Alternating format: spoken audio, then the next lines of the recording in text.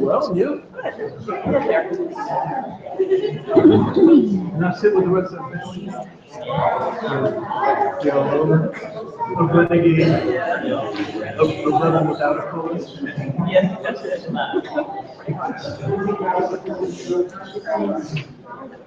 How did you family? Pretty good? Yeah. Stella's almost good. Yeah, she's beautiful. Thank you.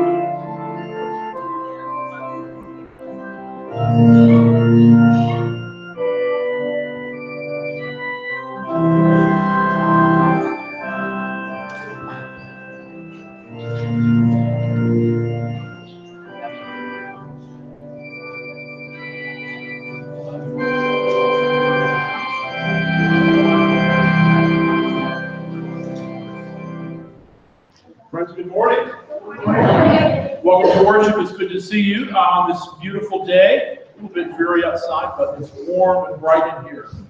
Friends, as I share a few announcements with you, I invite you to take a moment to register your attendance using the pew pads that are at the end of your pews. And I'm going to bring your attention to a few announcements that you'll find as inserts in your bulletin. First is the fall concert, the first in our concert series happening tonight here at 4 o'clock. I guess it's more this afternoon. Here at the church, Johnny Walsh will be presenting a concert at 4 o'clock. He's fantastic. You don't want to miss this. It's a free concert. Donations are accepted. That will go into our academic concert fund so that we can continue to offer these to our church and our community. The Day of Help, which is something that we started last fall, going into the community, helping, doing light fall cleanups with folks in the area who might need help. That is going to be on November 11th from about 8:30 to 1 o'clock. If you go downstairs in Fellowship Hall, you will find applications for homeowners and for volunteers. So I invite you to take that. And if you don't need any help, maybe at your house, but maybe you know of a neighbor who could really use a hand, please let the church office know so that we can be in touch with them. Next Saturday is a roast beef dinner. There's an insert in your bulletin dedicated just to that. You'll find all the information that you need to know about that dinner. You'll see the UMW event. I'm going to be presenting on, I'm going to do an exhaustive, comprehensive history of Methodism in 20 minutes. I'm going to take about 240 years and condense it down in 20 minutes, and then share some Methodist ephemera that I have that I really like. So that'll be November 14th. And one more just to bring to your attention, family ministry event, the Miracle on 34th Street here. You'll see the dates for that we'll be going as a church. There's a group rate. You can see Debbie Pirelli. Debbie's right here. Some folks from our congregation are going to be in it, but I'm not going to tell you who they are. So that way you have to come and find out for yourself. So that will be December 16th, 2 o'clock matinee. One more announcement to share with you. At the community lunch at the Presbyterian Church on November, somebody who's good with dates, tell me, what's the second Friday in November? 10th. 10th or 9th? November 10th, at the community lunch at the Presbyterian Church, myself and Pamela Zurd, the pastor there, have been working to offer a free flu shot, pneumonia shot clinic, etc. Rite Aid, pharmacy tech from Rite Aid will be there to offer flu shots. Any and every major insurance, including Medicare and Medicaid, is accepted. If you would like to get your flu shot on that day, it'll be right here in town. There are forms downstairs on the table as you enter Fellowship Hall. You just fill that out. You can return that next Sunday with you, or bring it by to the church office during the week. The Rite Aid would need to know a count for how many shots to bring. So that's available November 10th is when that is going to be held. So forms are downstairs on the table in Fellowship Hall. Friends, as we begin worship this morning, please stand as you are able. We'll join in our call to worship. Let's pray to you.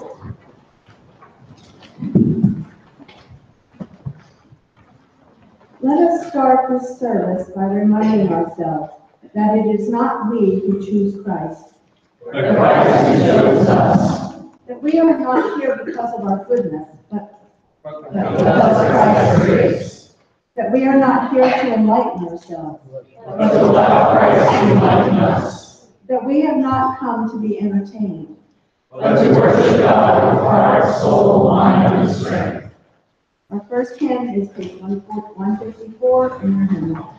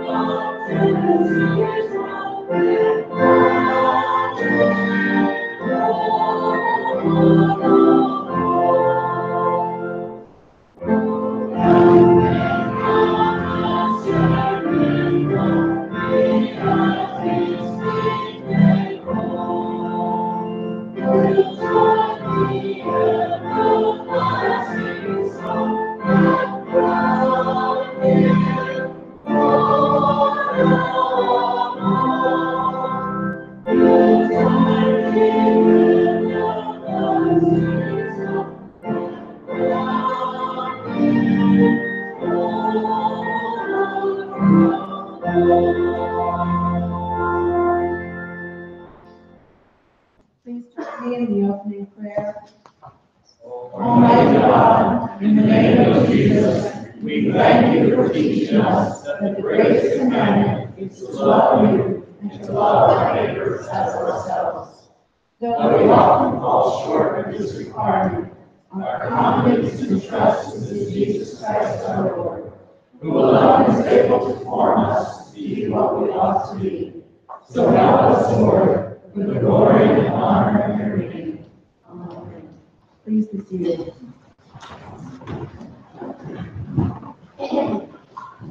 The Psalter reading is in the hymnal on page 846.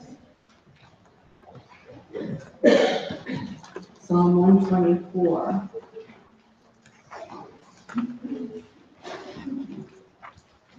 If it had not been the Lord who was on our side, let Israel now say. If it had not been the Lord who was on our side, When foes were up against us, the neighbors saw us all fly, when their anger was kindled against us. then the flood would have swept us away, the torrent would have gone over us. And the raging waters would have gone over us. Blessed be the Lord who has not given us as prey to their teeth. You have escaped as a bird from the snare of the fowlers. The snare is broken and we have escaped. Our help is in the name of the Lord, who made heaven and earth. First lesson is 1 Thessalonians 2, 1 through 8 in your Pew Bible on page 1838.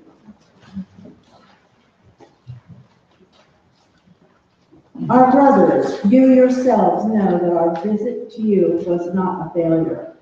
You know how we had already been mistreated and insulted in Philippi before we came to you in Thessalonica. And even though there was much oppression, our God gave us courage to tell you the good news that comes from him. Our appeal to you is not based on error or impure motives, nor do we try to trick anyone. Instead, we always speak as God wants us to, because he has judged us worthy to be entrusted with the good news. We do not try to please him, but to please God, who tests our motives. You know very well that we did not come to you with flattering talk, nor did we use words to cover up greed. God is our witness.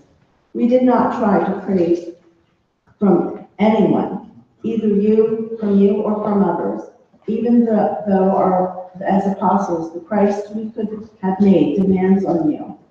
But we were gentle when we were with you, like a mother taking care of her children. Because of our love for you, we were ready to share with you not only the good news from God, but even our own lives. You were so dear to us.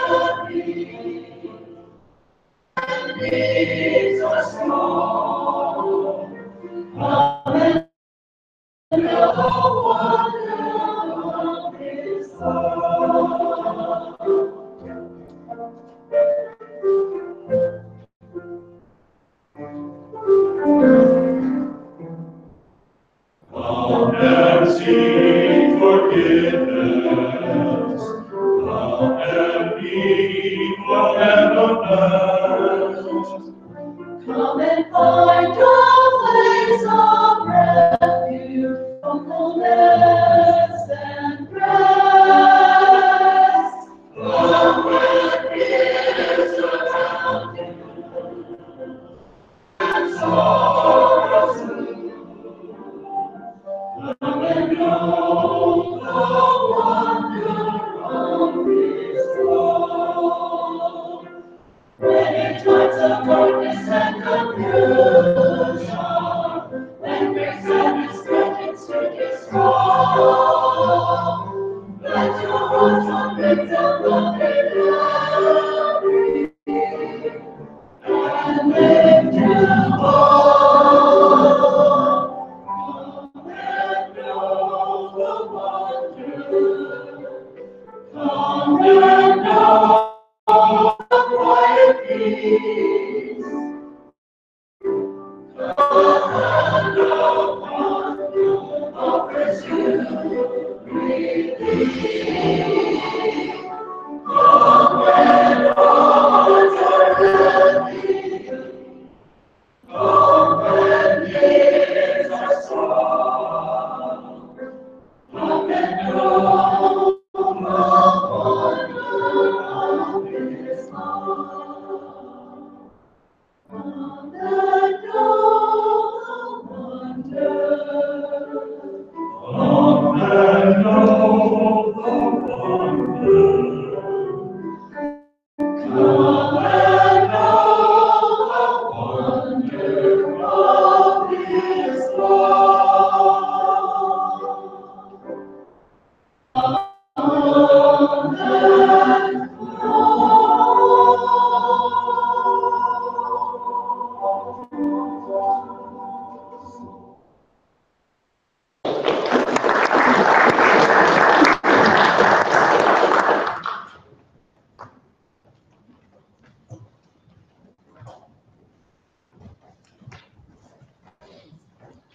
invite all the kids to please come forward. The rest of you to please stand for the reading of the gospel. The gospel is taken from Matthew chapter 22, verses 34 to 46. Hearing that Jesus had silenced the Sadducees, the Pharisees got together. One of them, an expert in the law, tested Jesus with this question. Teacher, which is the greatest commandment in all the law? Love the Lord your God with all your heart. This is the first and greatest commandment, and the second is like it. Love your neighbor as yourself.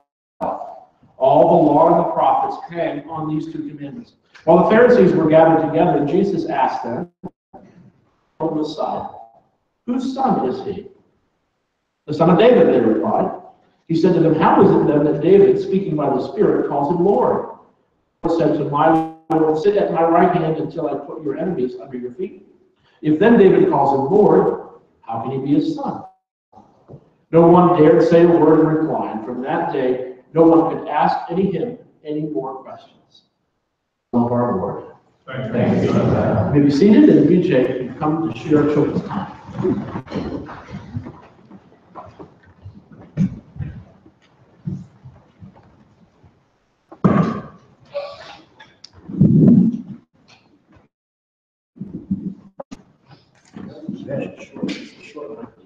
Sure.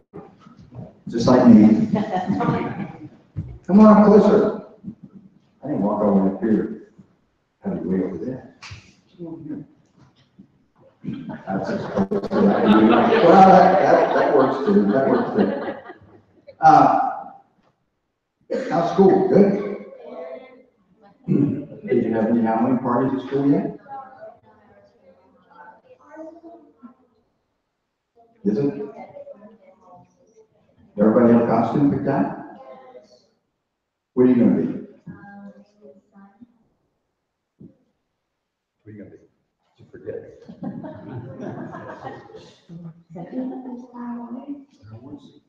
What are you going to be?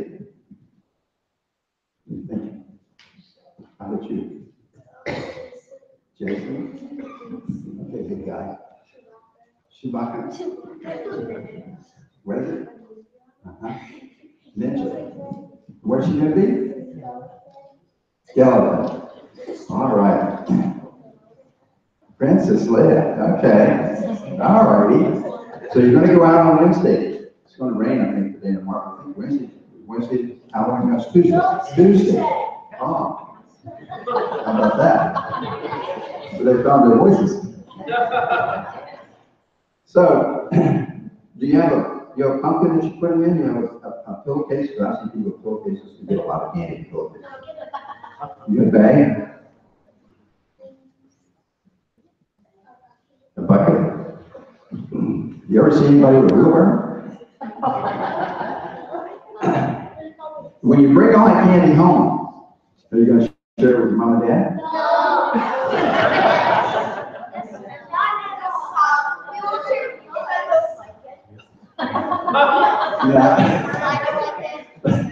You take out the pieces you don't like and put them in a pile and say, come and get it. Nope. You like it all, huh? Now, you know, in today's gospel lesson, the second commandment is that you should love your neighbor as yourself. And if you love your neighbor as yourself, that means you should be prepared to share and to smile and to greet them with happiness and kindness. So maybe you'll think about that when you bring up an issue with a smile and nervous. Let me tell you a story. When I was your age, we used to go once in a while to my grandmother's house on Sunday after church for a Sunday meal. And it was always a special occasion because she cooked such great food, but she also made such great desserts. So after the meal was over and everybody had a piece of cake, she made this cake that had this icing on it that was like a caramel, little brown icing that had coconut in it and it had walnuts in it, crushed walnuts in it, and it was really good. Well, they called my brother and I, my brother was 2 years younger than me, so they called my brother and I said, come and help us clear the table. So we would clear the table, took the dishes and stuff into the kitchen, and we looked, and in the cake pan, there was one piece of cake left. So my grandmother said, "Who wants the cake?" My brother both raised her hand. So she said, "Okay, we'll share." So she went and got a knife and brought the knife into the table, and she gave me the knife. And I cut it in half, and as I cut it, I made one piece a little bit bigger than the other. And I handed the knife to her, and she said, "Okay, Mitchell," because his name was Mitchell, my younger brother, "you get to pick which one you want." That's right. He got the big piece, I got the little piece. So I learned a lesson. When it comes time to share, you should make equal pieces. And when it comes time to love yourself, you should also love your neighbor just as much as you love yourself. You don't have to run up to them and say, "Hey, I love you, neighbor," but you can treat them with kindness and smile. That's another way of showing that you care about them. So let us pray. Dear God, help us to remember as we go through our day-to-day work and school and play, that we can show kindness to others as a way of reflecting our love for them just as we love ourselves. And help us to be kind, and if we see a piece of trash on the ground, pick it up and put it away and open the door for people. But the biggest gift we can give is a smile. In Jesus' name we pray. Amen.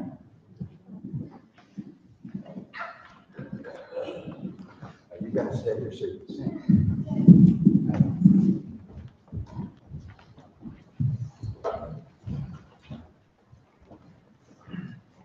Good morning, everyone.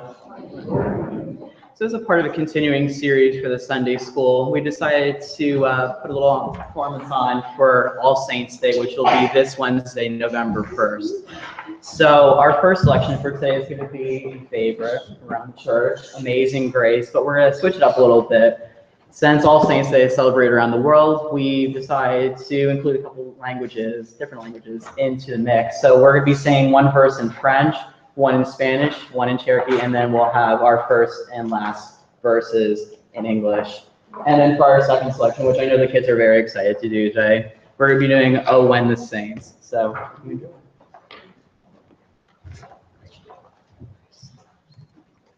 we're doing Amazing Grace.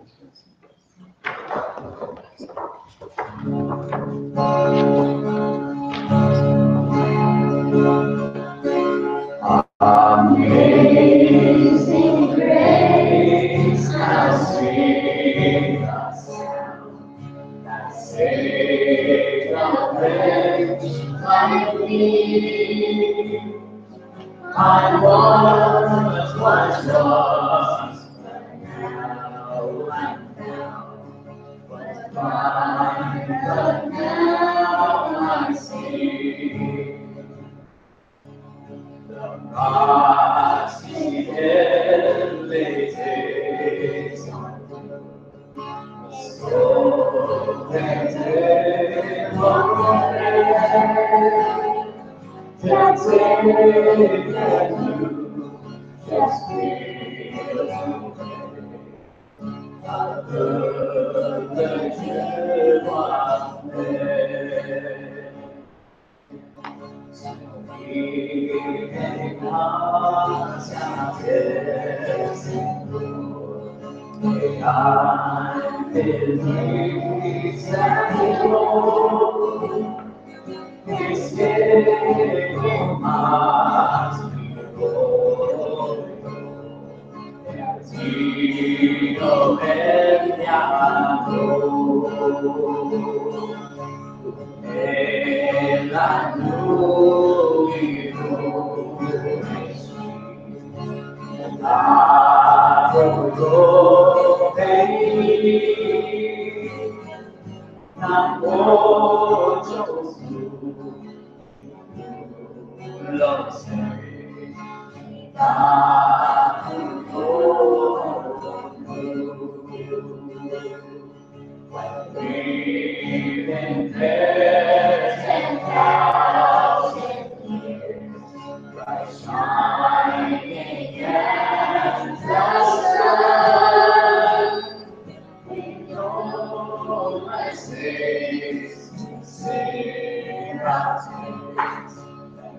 and we worship God.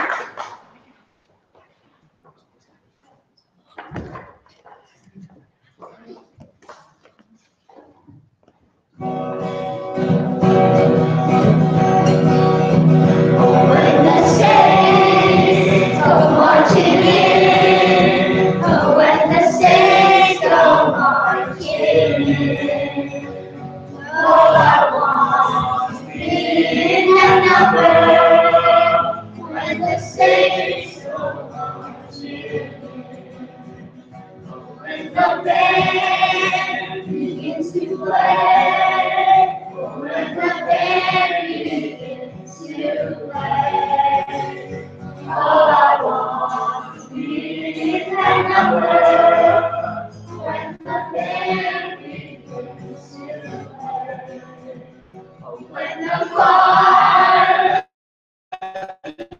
begins, oh, when the choir begins to sing, oh, I want to be in that number. When the choir begins to sing, oh, when the crowd begins to praise, oh, when the crowd begins to praise, oh, I want to be in that number.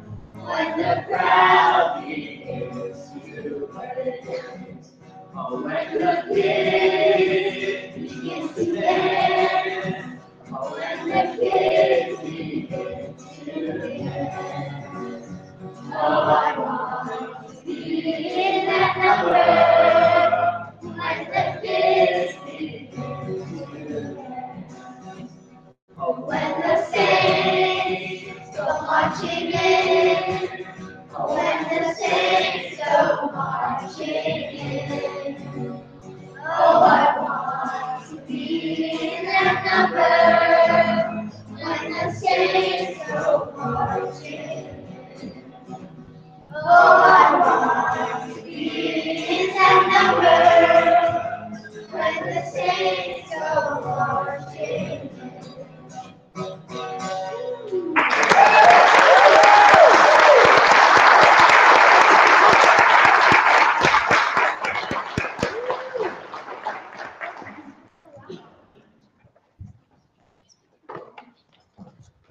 As the children leave for Sunday school, would you stand for our annual preparation 430 year hymn?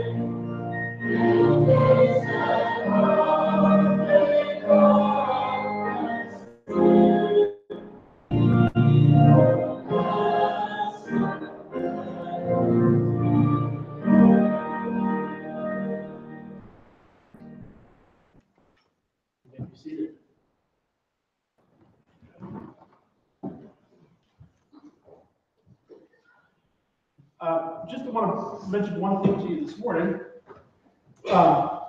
We are live streaming our worship services on YouTube. How many of you have used YouTube? How many of you have a computer or a tablet? How many of you have internet? You too could use YouTube. YouTube.com, and there's a search bar at the top. All you have to do is type in Belvidere United Methodist Church. One of the first returns will be our user page. About live streaming on YouTube is that it immediately archives it on our page. So you can go back at, the service ends at 11, you could be watching it right now on YouTube, but at 11 o'clock, it's stored on our page for all time. That's terrifying to me. Be careful what I say, right? But this is a little different. See, we've been doing the sermon podcast, which you can still access by going to our website, but this allows you to see the entire service. So if you're this Sunday or you have a friend that you want to be living somewhere else and you want to check out our worship, you can do that and they can see the whole service. We're really helping to set this up. It's a great way to just to get our church out there more, to connect with more people, and that's really what it's all about. We have one person watching right now. We have one person watching right now. The Daniela's in Cambridge. Oh, nice. Darren, Dottie, Talia, Zello, we love you. We miss you. Be safe. Are they really watching? Yeah, they are. I hope they really heard that. Friends, let's pray this morning. Loving God, we give you thanks for time to set aside in the busyness of our schedules. Make time to worship you, to hear your word, to pray, to praise, and to be set forth from this place to do time of renewal and renewal. Say, point others to your incredible love of your Son, Jesus the Christ. Amen.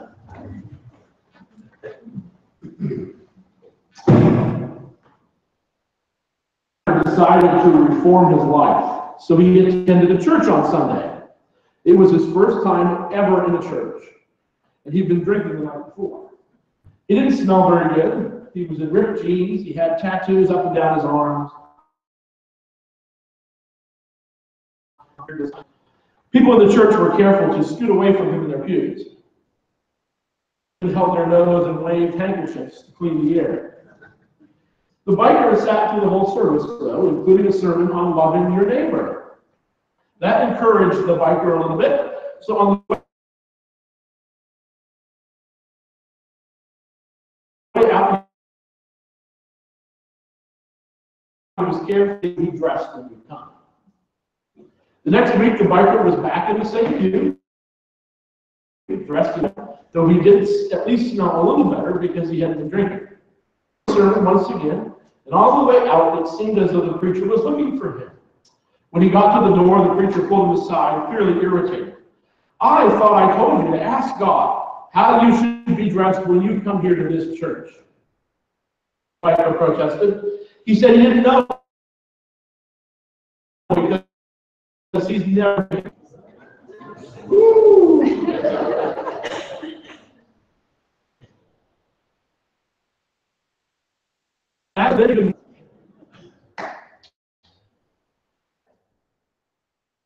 Scripture passage, the gospel lesson this morning, many times. There are probably no teachings of Jesus, or maybe there's a few, but I know that this one, anyway, is one that we all are familiar with. We probably all quote it. We've heard it from sermons on it before.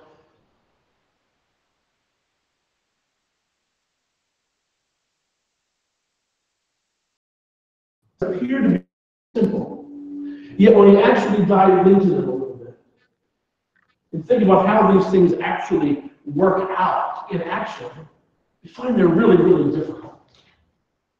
So the gospel lesson today, as we've noticed, the past several weeks in Matthew dedicates a couple chapters. This is right near the very last week of Jesus' life. And he's in conversation with different groups of religious leaders, Pharisees, Sadducees, some of the political establishment of the day. And we see over and over again as Jesus has conversations with them that they have ulterior motives when coming to Jesus. The narrator, the writer, clues us in a little bit. As any good omniscient narrator does, he kind of gives us an insight into the motive of the questioners. And it says there in verse 34 and 35 that they came to test. And this isn't like a test where they want Jesus to pass.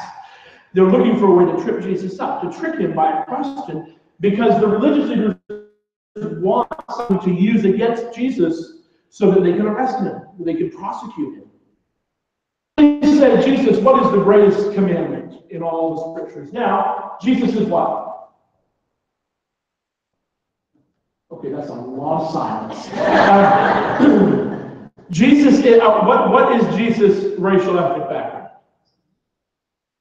He's a Jew, okay? So for Jew, their law is contained in the Old Testament, really established in the book of Leviticus. There are 613 distinct laws that a good Jew would try to follow. 613. And so they're testing Jesus because, well, if Jesus says this law is the greatest, then what about these other laws? They're trying to trap Jesus and get him to give them something to use against him. And so Jesus does something really incredible here. He engages in something called a midrash. This is something that early teachers of the law, Jesus is a rabbi, not so much because he has formal rabbinic training, although he probably would have had that as a young boy, but because people recognize in Jesus that his ability to teach, his knowledge is unsurpassed. And so he very quickly earns that distinctive title of rabbi, of teacher. And he engages in a midrash. A midrash was a way to let difficult problems in the scriptures and try to harmonize them. So there would often, rabbis would take different scriptures from the Old Testament and kind of use them and work, put them together as a way to try to deal with some of the tougher questions that Jews were asking of the day about their scriptures. So Jesus really does something incredible here. He says the first greatest commandment is what? Love the Lord your God with all your heart, all your mind, all your soul. And the second is like it. It is to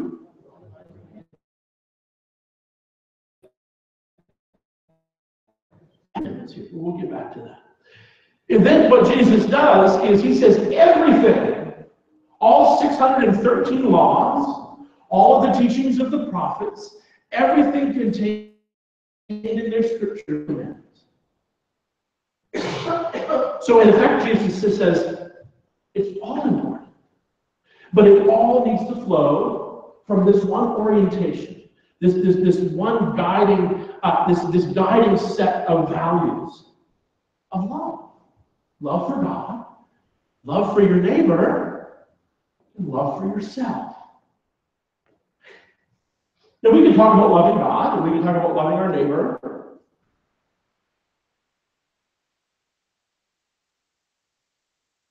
How many of you can say that you love yourself?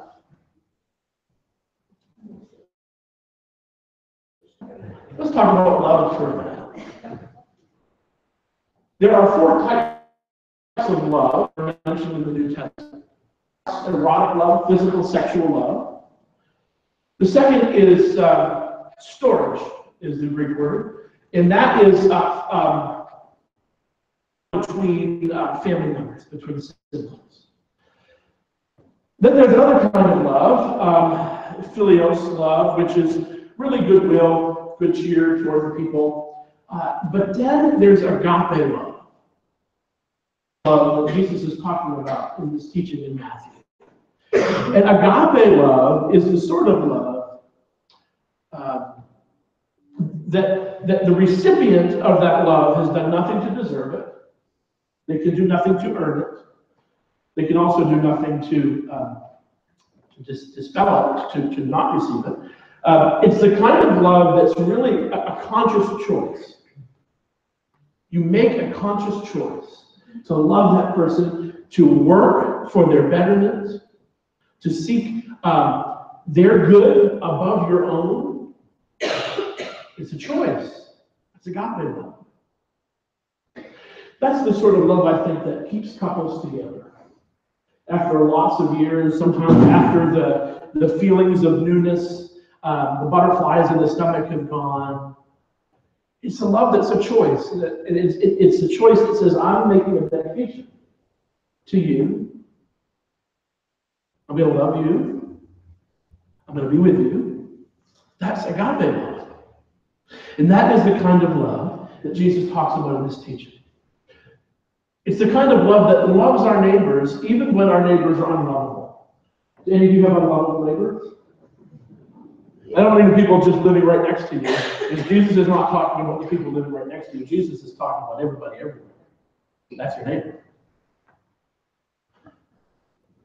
When Jesus is asked this question, this teaching is found in all the synoptic gospels, Matthew, Mark, and Luke.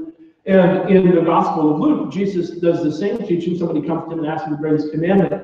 And their follow-up question to Jesus is, and who is my neighbor? And do you remember what Jesus does after that? How he responds? The Good Samaritan. He tells them the story of the Good Samaritan. Someone who crossed racial and ethnic boundaries, who helped, gave of their own resources, gave of their time, their money, to help somebody that all the religious and political establishment turned their nose up, walked on the other side of the road to even avoid their very presence. That is the sort of person. That's our neighbor. We're to love the people that we would rather avoid. We're to work for the good and hope for the best of people who don't even like us. See, this is when the teaching, which on the surface feels nice and fluffy, and oh yes, love God, love your neighbor. This is where the rubber meets the road and where it starts to get a little more difficult in practice. This is not easy stuff to do. How many of you hope for the good of people who despise you? How many of you are willing to sacrifice your own time, your money, your resources to help those around you who might not be very appreciative of that, but to help them to become better? It's tough teaching. So Jesus says to love, the first is to love God. Okay, so we put that one up here. Love God. And we talk about loving God, but Jesus adds some qualifiers to that. To love God with your heart, your emotions, your mind, your intellect, and your soul. Your very being, who you are at the core depth of your being. It's all encompassing. It's everything you are. All that you have, all that you have been, all that you will be, all that you are in this present moment. All of that is to be dedicated to loving God. And Jesus links these two because loving God is played out in loving your neighbor. Did you catch that? Loving God becomes manifest in loving your neighbor as yourself. Now, this is where I think that loving yourself is not, it's not a selfish love. It's not putting yourself first. It's not sort of self-adoration or pride. It's loving yourself so that you can love your neighbor. So when Jesus teaches on the second great commandment, what comes first? Love your neighbor. That's the object of your love, as you love yourself. So Jesus is linking the two, teaching that you can't really love your neighbor unless you love yourself. And loving yourself has the goal of being able to love your neighbor more fully. You see how these are all connected?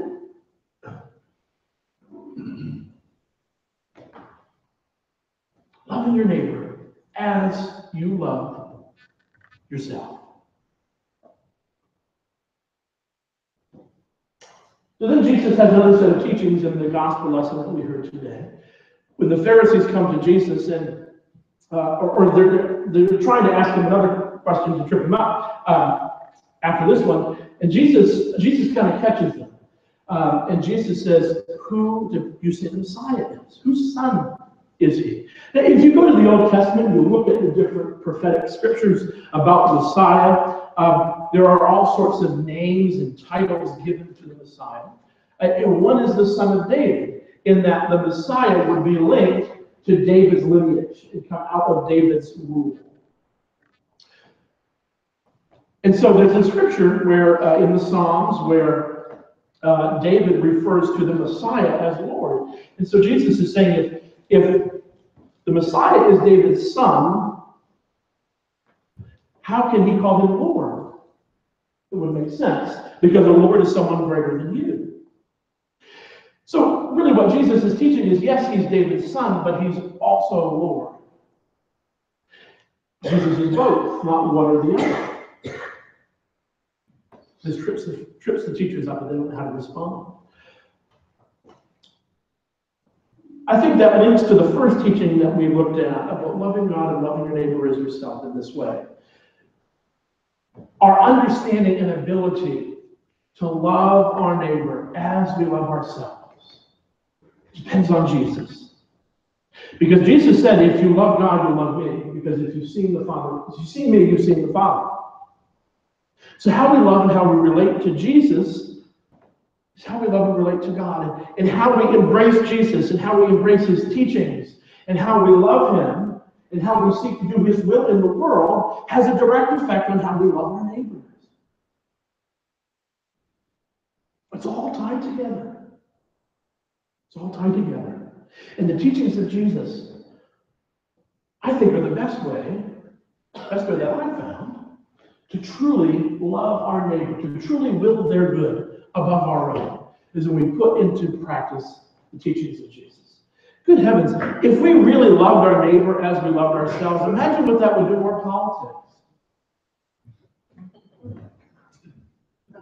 If we willed the good of other people over our own, I think we'd have to re-elect just about everybody who's in office.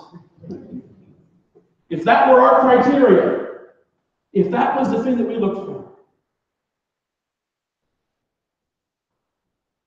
it would really change things, wouldn't it? In our community, in the way that we conduct business, in the way that we participate civically in our community. If the number one value that all of us held up was that because of our love for God, because of the teachings of Jesus that we embrace, that we love our neighbor as we love ourselves, has radical implications for changing everything. But here's the thing too, Jesus would not have taught us this if it were not doable. Jesus would not have taught us this if it weren't something that we could put into practice. We can love our neighbor as we love ourselves. Try it this week. Pray for somebody that you know might have something against you. Seek their good. In your place of employment, in where you go shopping, in your place of business, ask God what it would look like to to love those people that you come in contact with as you love yourself. Let me warn you, if you ask God to show you, God's going to show up and show you.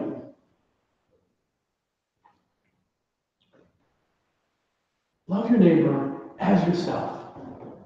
One of the most simple teachings of Jesus, yet one of the most revolutionary. Something that could change our homes, change our town, change our state, change our nation and our world. Somebody's got to start somewhere. Love the people around you. Seek their good. Make a commitment to them. That you are going to be the hands and feet of Jesus in their lives. You're going to live out Jesus' teachings right in front of them. Watch things change as you do it. Amen. Would you please join me in prayer?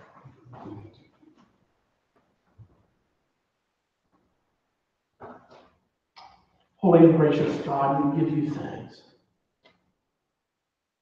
We give you thanks for your incredible love. Your love that sought us out. Your love that saved us. Your love that continues us on our journey. And God, how easy it is to be distracted by our own desires, our own wants, all of the responsibilities that tug at us every day.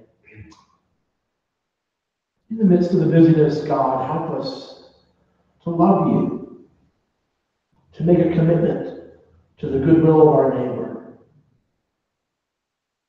Help us to love and to care for ourselves so that we can truly love others. God, we know that you can enable us to do this. So we pray for wisdom in hearing your still small voice. We pray for courage and boldness to live out your teachings even in the face of ridicule. And we pray that because of it, others may come to know your love. Merciful One, we lift up the names of those in need of prayer today. This morning I lift up Patty, I lift up Steve. I pray for your healing presence to be at work in their lives at this very moment. Becky and Josh. Trisha Whitmore. Oh. Nancy. Jim.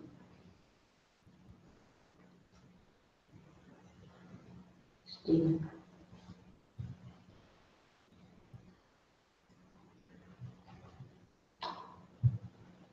Loving God, we lift them up to you. All that we have prayed, we pray in the name of your Son, Jesus the Christ. And we join our voices as one and pray the prayer that he taught his first disciples to pray. Our Father, who art in heaven, hallowed be thy name. Thy kingdom come, thy will be done, on earth as it is in heaven. Give us this day our daily bread, and forgive us our trespasses, as we forgive those who trespass against us. And lead us not into temptation, but deliver us from evil. Thine is the kingdom, power, and the glory forever. Amen. Invite our ushers to come forward to receive this morning's offering.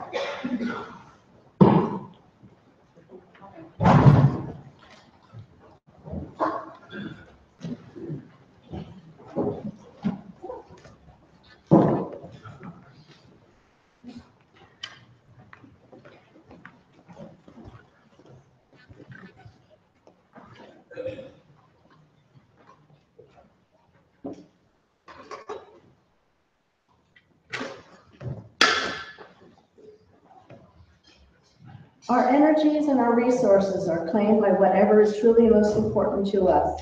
If God is at the center of our lives, that will be apparent in what we give. From God, we have received love so amazing that a lifetime of thanks is an inadequate response. Let us give willingly and joyfully as we have been blessed.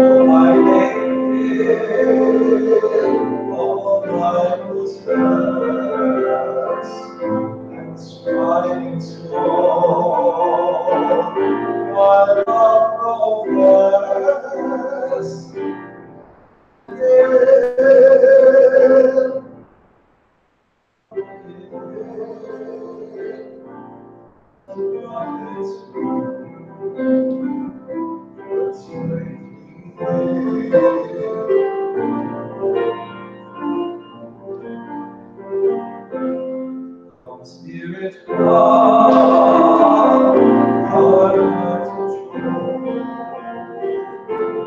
Spirit, come, to be made whole, and in your love, let everything by this big worship have brought free.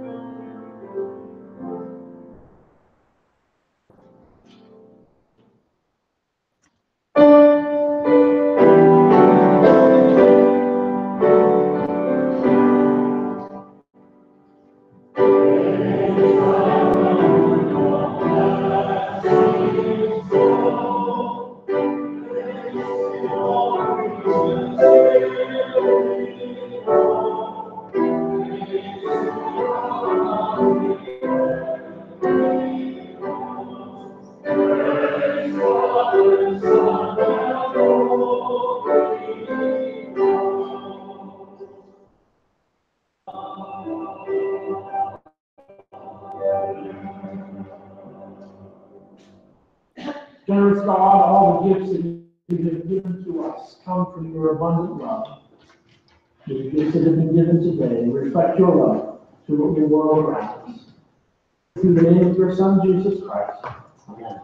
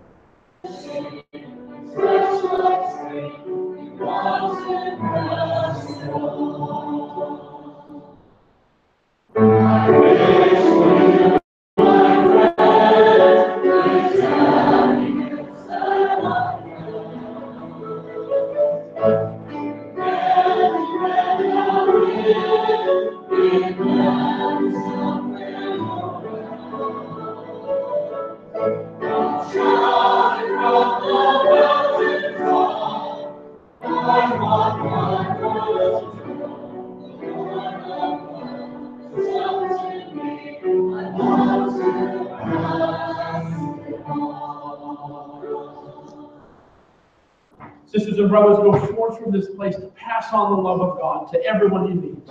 And may you go forth in peace. May the grace of the Lord Jesus Christ, the love of God, and the communion of the Holy Spirit be with you all. And all of God's people said, Amen.